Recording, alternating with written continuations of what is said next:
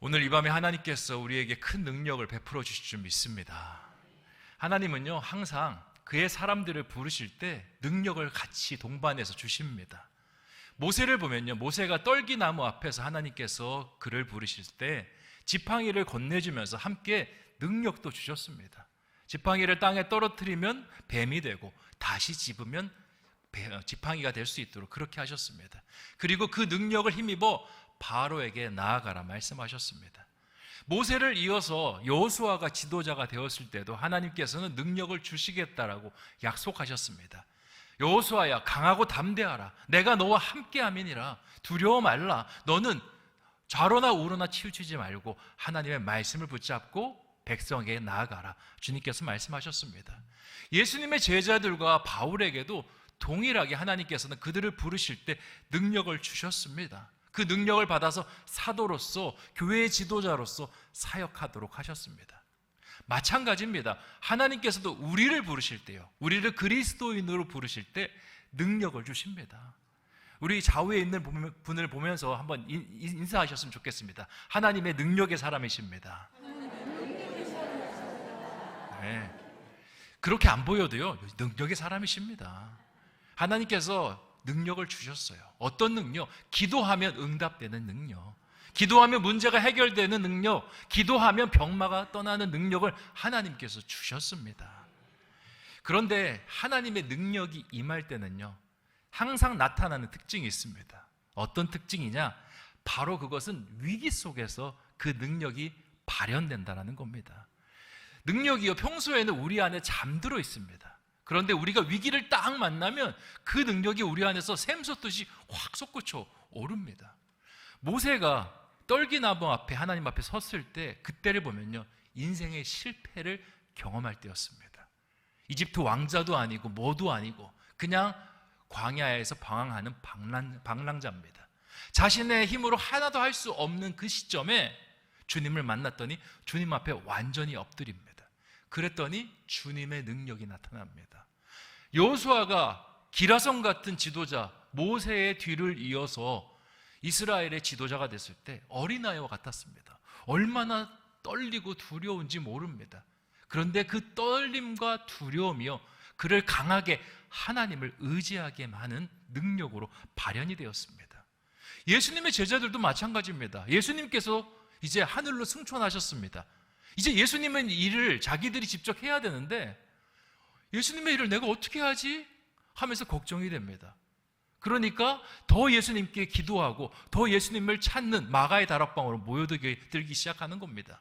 그랬더니 성령 충만의 역사가 나타나면서 하나님의 놀라운 능력이 그들 가운데서 발현되기 시작하는 것입니다.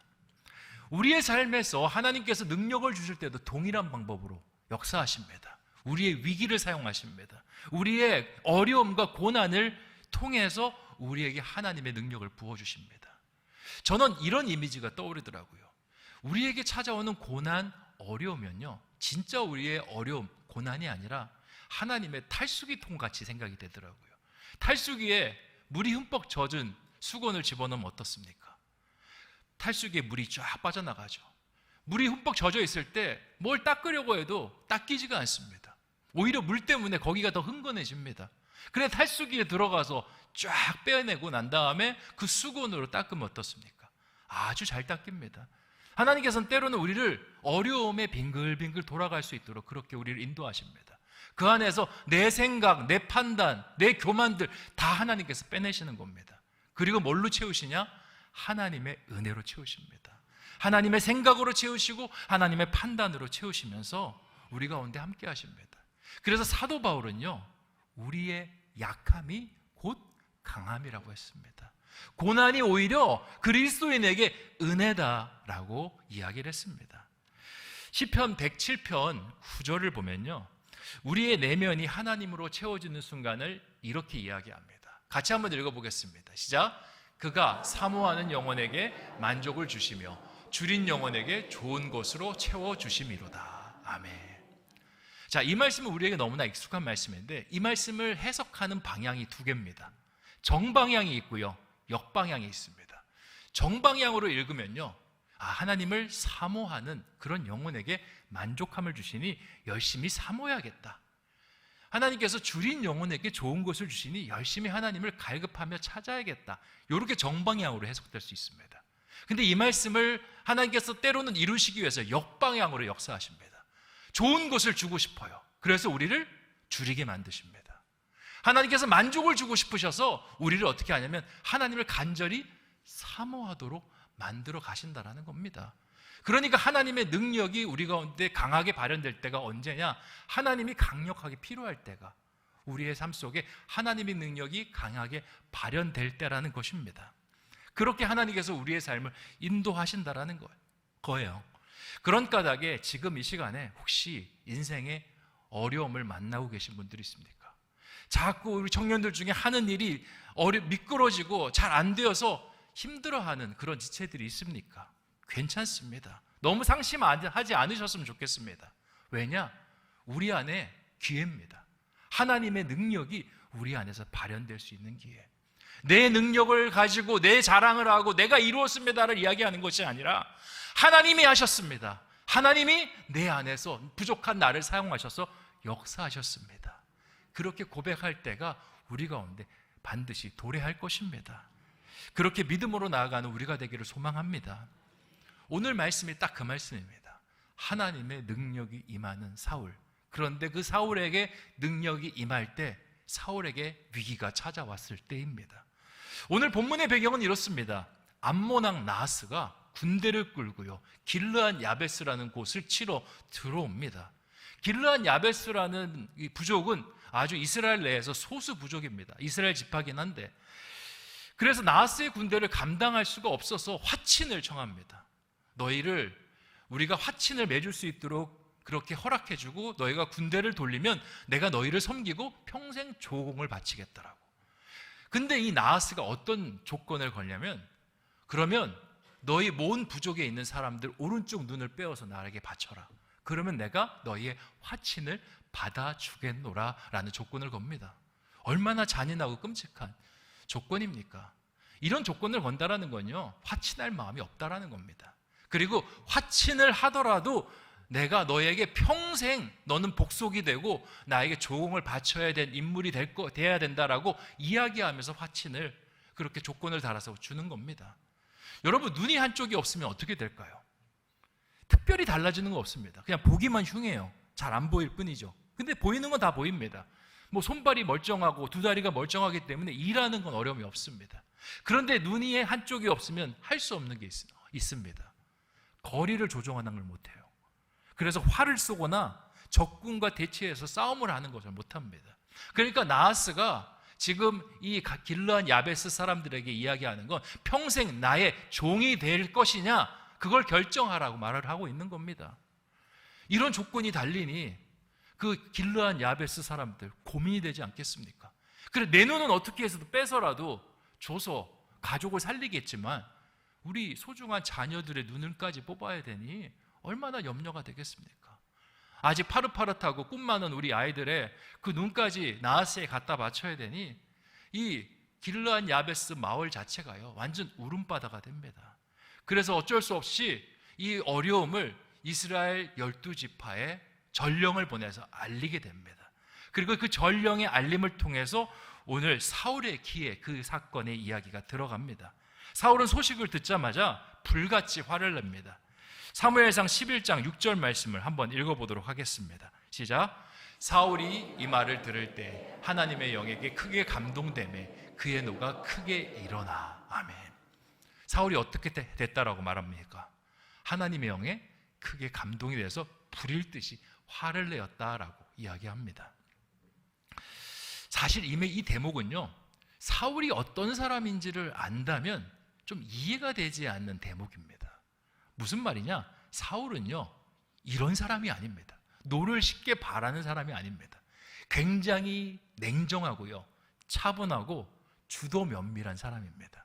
특히 남의 일에는 그닥 관심이 없는 사람입니다. 사울이 사무엘을 만나서 기름 부음을 받은 다음에 어떻게 행동하신지 혹시 기억나십니까? 1절 발설을 안 합니다. 차분히 때를 기다립니다. 그리고 주변 사람들에게 둘러댑니다. 그리고 왕으로 선출될 때에도 사울은 왕이 되기 싫어서 피해버립니다. 그러다가 진보다리 뒤에 숨어있는 사울을 끄집어내서 그를 왕으로 삼습니다. 왜 그렇게 하냐? 사울의 머릿속에는요, 계산기가 돌아갑니다. 왕이 되는 것, 그냥 평범하게 사는 것 두 가지를 저울질해 보는데 왕이 돼서 사는 것이 훨씬 더 힘듭니다. 뭐 갖춰진 왕국에 왕으로 등극하는 거야 얼마나 좋습니까? 근데 왕국 문화가 아닙니다. 선지자가 제사장이 다스리던, 사사가 다스리던 문화 속에서 이제 자기가 왕이 됐고 왕국을 건설해야 됩니다. 얼마나 귀찮고 피곤한 일입니까? 그런데 이 정부가 자기를 지원하느냐? 지원하지도 않습니다. 그러니까 이 일에 대해서 그냥 별로 크게 생각하지 않고 삶의 자리로 돌아옵니다. 사무엘상 11장 4절 5절 요 바로 앞에 있는 말씀을 보면요, 사울이 왕이 된 다음에 어떻게 살아가는지 성경의 말씀에 기록이 되어 있습니다. 4절 5절 말씀 제가 읽어보겠습니다. 이에 전령들이 사울이 사는 기브아에 이르러 이 말을 백성에게 전하매 모든 백성이 소리를 높여 울더니 마침 사울이 밭에서 소를 몰고 오다가 이르되 백성이 무슨 일로 우느냐 하니 그들이 야베스 사람의 말을 전하니라. 아멘. 사울이 지금 뭐 하고 있습니까? 밭 갈고 있습니다. 사울이 뭡니까? 지금 왕입니다. 왕인데 자신의 가족의 밭을 갈고 있습니다. 그냥 사울은 이렇게 생각하는 겁니다. 왕으로 선출된 건 좋은 일인데 그냥 명예직이야. 나는 왕으로 일할 마음 없어. 나는 거기에 일하는 것보다 내 집에 돌아와서 내 밭을 갈고 내 아버지의 그 자산을 불려나가는 것이 훨씬 더 좋은 일이야 하고 살고 있는 겁니다. 왜냐? 수지타산이 안 맞는 거거든요. 그래서 그렇게 살아가고 있는데 하나님께서 이 사울이 왕의 일을 할 수 없게 그를 몰아가십니다.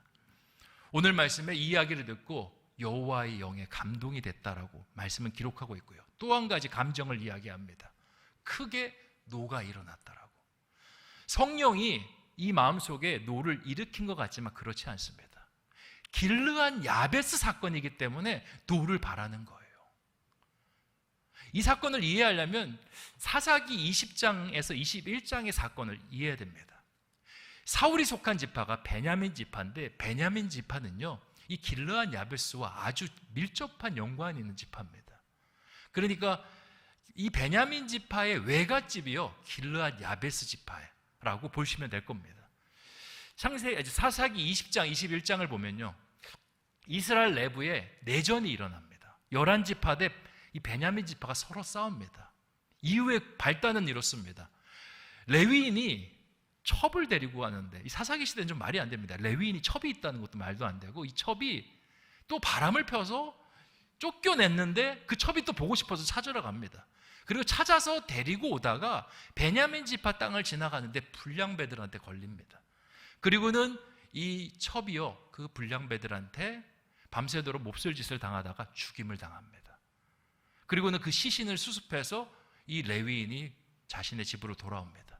그리고는 레위인은 사실 이 제사를 드리는 사람이기 때문에 시신에 손을 대면 안 되는데 그 시신을 이제 토막을 내서 11지파에다 뿌립니다.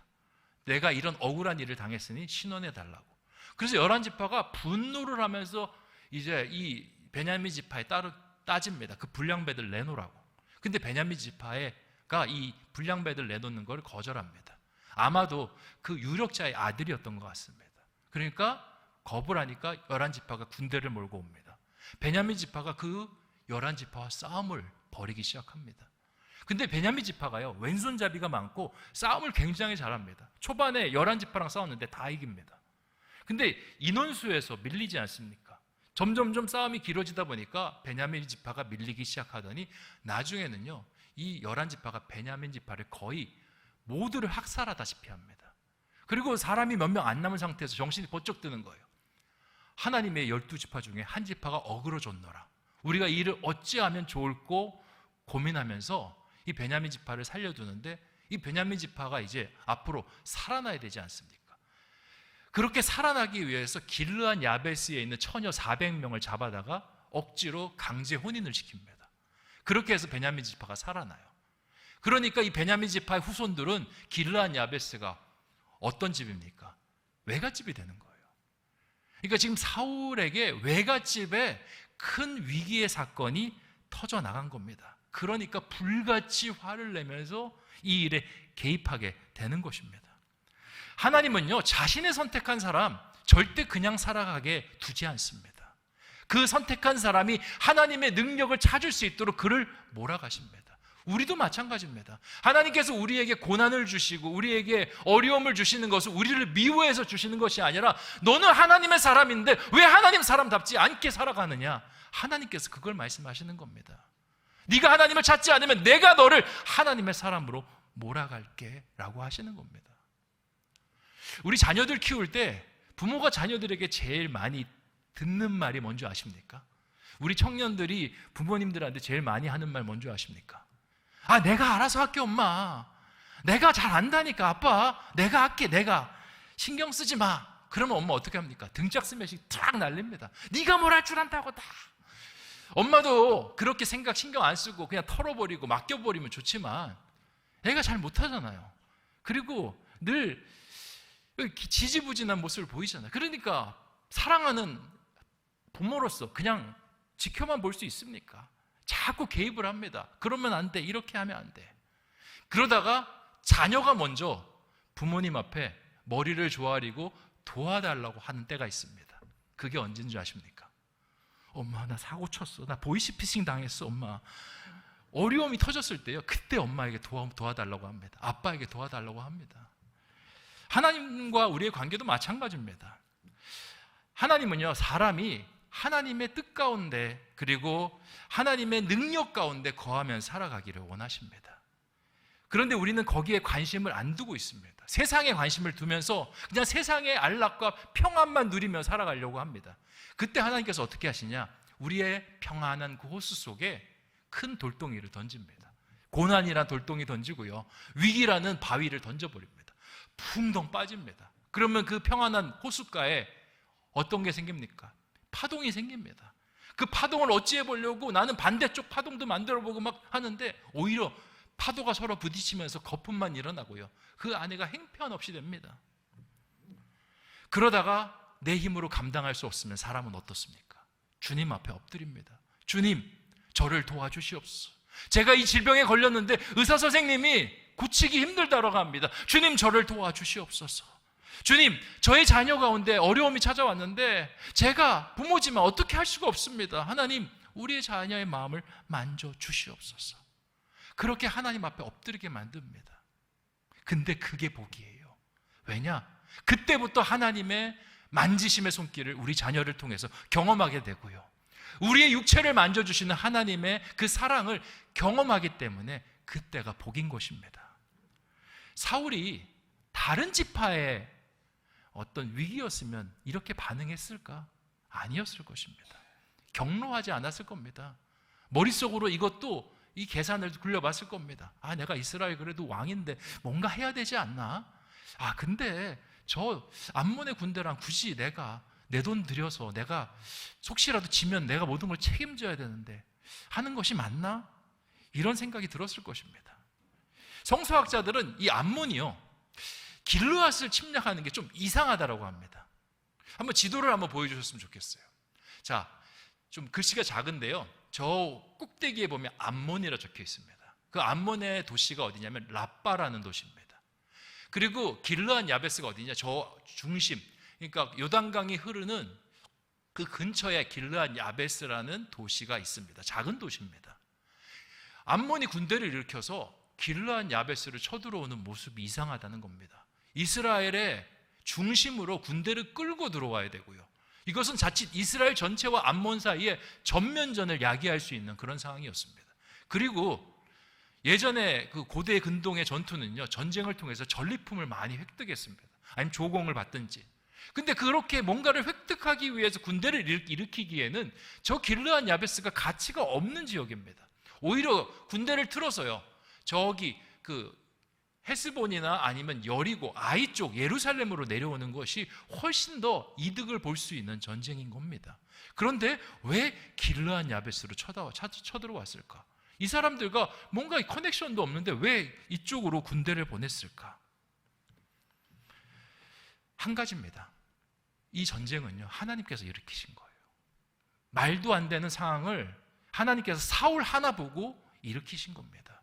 이렇게 해야 사울이 움직일 수 있는 것을 알기에, 내가 기름 부어 세워놓은 그 하나님의 왕이 온전한 일을 감당할 것을 알기에 하나님께서 이렇게 일을 몰아가시는 겁니다.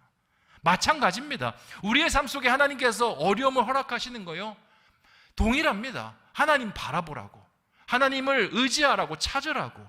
지금까지 승승장구하는 것, 너의 어떤 재능이고 너의 어떤 복이고 그렇게 보이지만 그런 거 아니다. 하나님께서 너에게 복을 주셨기 때문에 가능한 것이다. 이제 하나님을 온전히 찾으라라고 하나님께서 그렇게 만들어 가시는 것입니다. 예전에 섬기던 교회에서 어떤 권사님과 이야기했던 그런 기억이 납니다. 이 권사님은요, 다른 거가 아니라 자녀 문제 때문에 너무 힘들었던 그런 권사님입니다. 이 자녀가 3명이 있는데 셋을 키울 때마다 정말 눈물로 기도하지 않은 날이 없었다라고 합니다. 그 권사님은 나중에 저한테 이런 말씀 하시더라고요. 근데 목사님, 저는 자녀 문제 때문에 참 마음이 힘들었는데 그 자녀 문제가 저를 권사 만들었습니다 그러시더라고요. 무슨 말씀이세요? 그랬더니, 저는 목사님 사실 굉장히 교만한 사람이었습니다. 저희 애들이 공부를 잘해서 저는 또래 엄마들 사이에서 어깨가요, 저 하늘 무서운지 모르고 치솟던 사람이었고요. 남편이 회사에서 승승장구하고 몇십억짜리 아파트에 사는 나를 이야기할 때 나는 그것 때문에 세상에 내 마음대로 모든 것이 이루어지고 내가 계획하고 도전하면 불가능한 것이 없다라고 그렇게 세상을 살아가던 사람이었습니다. 그런데 자녀를 낳고 자녀를 기르러가다 보니 안 되는 게 있더라고요. 자녀가 내 마음대로 안 되는 겁니다. 첫째 자녀만 그렇게 힘든 게 아니라 둘째도 힘들고 셋째는 더 마음을 힘들게 해가지고 정말 눈물로 그 아이 때문에 기도하지 않은 적이 없다라고 그렇게 말씀하십니다. 그런데 그 기도가요, 은혜였습니다. 목사님, 그 기도하면서 제가 하나님을 만났습니다.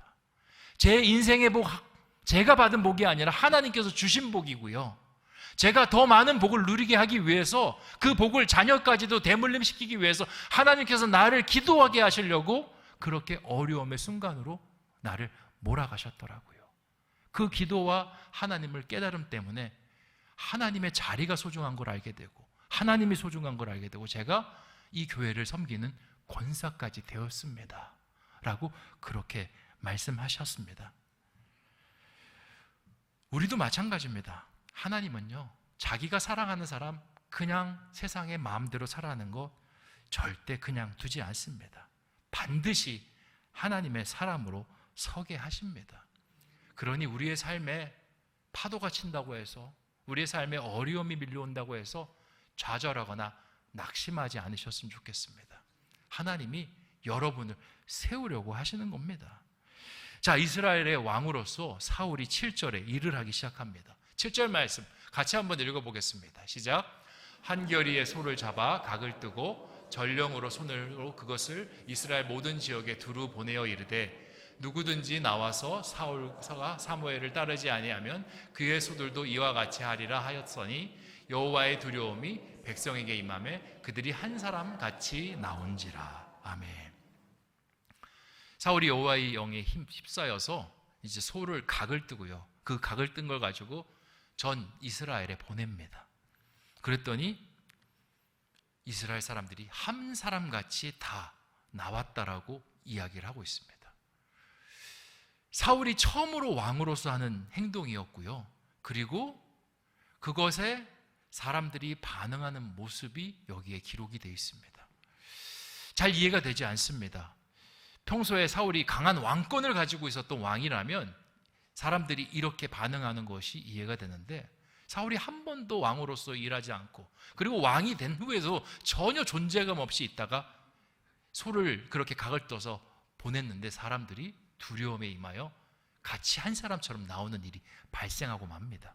근데 여기서 우리가 유념해서 봐야 될 단어가 있습니다. 그냥 두려움이 아닙니다. 무슨 두려움입니까? 여호와의 두려움. 하나님께서 이 사울 가운데 함께 역사하기 시작한 겁니다. 하나님의 능력을 이 위기 속에서 그에게 부어주시기 시작한 것입니다. 우리가 염려하지 않아도 되는 이유가 바로 여기 있습니다. 위기 때문에 하나님을 찾고 역사할 때 하나님은 그냥 우리를 찾게 하지 않는다라는 겁니다. 우리에게 힘을 주시고 우리가 그 해결할 수 있는 해결 방안 속에 수식어를 하나 붙여주십니다. 하나님의 해결 방안, 하나님의 두려움, 하나님의 역사, 하나님의 능력을 부어주신다라는 것입니다.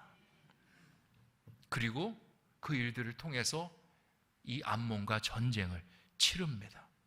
그 전쟁을 치르기 시작하는데 병력이요 30만이 모였습니다. 유다에서만 3만이 모였다라고 이야기하고, 그리고 이제 11절에 암몬을 치기 시작하는데 새벽부터 시작해서 날이 더울 때까지 치기 시작했다라고 말합니다. 그리고 12절에 백성들이 사울의 승리에 감격의 노래를 부릅니다. 12절 말씀 제가 읽어보겠습니다. 백성이 사무엘에게 이르되 사울이 어찌 우리를 다스리겠느냐, 한 자가 누구이니까 그들을 끌어내서서 우리가 죽이겠나이다. 사울이 왕이 될 때 일부 사람들이 비아냥거렸습니다. 저 기스의 아들이 뭘 그렇게 우리의 왕이 될 수 있겠느냐 하면서 흩어지는 자들이 있었습니다. 근데 이 암몬과의 전투 사건 이후로요, 이 말이 싹 들어가 버립니다. 사울은 진짜 이스라엘의 왕으로 등극하는 순간이 되는 것입니다. 우리의 삶도 이 사울의 모습을 통해서 해석해 나가기를 원합니다. 우리는요 그리스도인입니다. 그리스도인은 그리스도를 닮은 사람입니다. 그래서 우리 안에 그리스도의 능력과 하나님의 풍성한 은혜들이 있습니다. 근데 우리는요 그 은혜들 사용하지 못합니다. 왜냐? 사울처럼 내일에만 관심을 갖고 살아가기 때문에 그렇습니다. 내 가족, 내 직장, 내 사업장, 내 건강, 소유격이 다 나입니다. 그래서 하나님께서는 우리의 세상적인 가치를 하나님의 가치로 바꾸기 위해서 우리를 몰아가십니다. 길르한 야베스에 문제가 생기게 하는 것처럼 우리가 소중하게 여기는 것들에게 문제를 일으킵니다. 그 권사님에게는 자녀가 그 문제였고요, 사울에게는 이 길르한 야베스가 문제였습니다. 우리 안에 하나님께서 이것만큼은 건드려 주시지 않았으면 하는 것들을 하나님께서는 건드리십니다. 그러면 속상해요. 하나님 왜 이걸 건드리십니까? 왜 저는 제게 제일 아킬레스건과 같은 이것을 건드리십니까? 주님께서 말씀하십니다. 너를 사랑하니까, 너를 내가 사용하려고 하니까 건드리노라. 하나님은 건드리기만 하시는 분이 아니십니다. 건드렸으면 그 가운데 능력을 부어주시는 분이십니다. 아킬레스가 단단해질 수 있도록 능력을 주시고요, 우리가 우리의 문제를 통해서 하나님을 찬양할 수 있도록 은혜를 주십니다. 그렇게 하나님을 바라보며 우리에게 찾아온 어려움, 고난, 그것을 그냥 단순한 어려움, 고난으로 해석하는 것이 아니라 하나님의 사랑으로 읽어내는 저와 여러분 되시기를 주님의 이름으로 축원드립니다. 기도하겠습니다. 좋으신 아버지 하나님, 오늘 사무엘상의 말씀을 우리 가운데 주시니 참으로 감사합니다. 우리가 인생을 살아가면서 때로는 어려움이 찾아옵니다. 위기가 찾아옵니다. 그 어려움과 위기 속에서 우리는 어찌 해야 될지 갈 바를 알지 못합니다. 하지만 하나님, 우리는 믿습니다. 그것을 통해서 하나님의 세우심, 또 하나님의 만지심을 우리 가운데 나타내시려고 우리에게 그렇게 하시는 것입니다. 사울에게 길르한 야베스의 어려움을 주신 것, 사실 이해가 안 됩니다. 암몬 왕 나하스가 굳이 길르한 야베스로 들어오는 것 이해가 되지 않습니다. 하지만 하나님은 사울을 염두에 두고 어려움을 허락하셨습니다. 여기를 건드려야 사울이 움직일 수 있기 때문에 그곳을 건드리는 겁니다. 나에게 자녀의 문제를 주시는 것, 주님께서 말씀하십니다. 네가 자녀의 문제에 어려움을 겪어야 네가 하나님 앞에 나올 수 있기 때문에, 건강을 건드리는 것, 네가 그 건강의 문제를 건드려야 하나님을 찾을 수 있기 때문에 그렇게 하시는 거랍니다.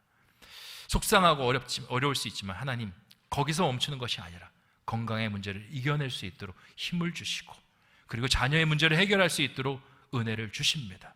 그리고 하나님을 찬양하게 하고 앞으로 살아갈 때 그 건강뿐만 아니라 모든 것이 하나님의 은혜이고 하나님 주시는 능력으로 살아갈 수 있습니다. 고백하는 신앙으로 변화될 줄 믿사오니 우리가 그렇게 주님과 나아가며 우리의 상황을 해석하며 살아가는 우리 모두가 될 수 있도록 인도하여 주시옵소서. 감사를 드리오며 모든 말씀 예수님의 이름으로 기도하옵나이다. 아멘.